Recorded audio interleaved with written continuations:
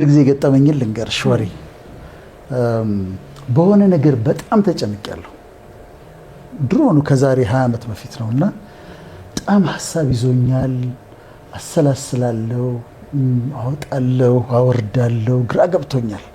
የህይወት ጉዳይ ነው እና መንገድ ላይ ቆሜ እንደዛ በሐሳብ በጣም ተይዤ አንድ ሰው መጣ እና ያ ሰው ይሄ ልብሱ የተቀደደ የጫት ገራባ ያዘ ጸጉሩ እንትን ያለ የአእምሮ ህመምተኛ በተለምዶ እብድ እያለ እንደምንጠራው አይባልም፣ ግን ሌላ ቃል የለንም። እንደዛ ነው። ከዛ መጣኔ በጣም እያሰላሰልኩ ነው። መጣና ፊት ለፊቴ ቆመ። አንተ አለኝ። ከዛ ይሁት ከእግዚአብሔር ትበልጣለህ አለኝ። አልበልጥም አልኩት። ታዲያ ምንድነው እዚህ ቆመህ የምታስበው አለ። ብለህ ቆመህ የምታስበው ምንድነው አለ። በጣም ነው የደነገጥኩት። አሁን እንደዛ አይነት ሰው ሲመጣብሽ ወይ በስመ አብ ትያለሽ ወይ በኢየሱስ ስም ይባላል አይደለም። አላልኩትም። እኔ ቀጥ ብዬ እንደ መልእክት ነው የሰማሁትና ከእግዚአብሔር ትበልጣለህ አለኝ። አልበልጥም አልኩት።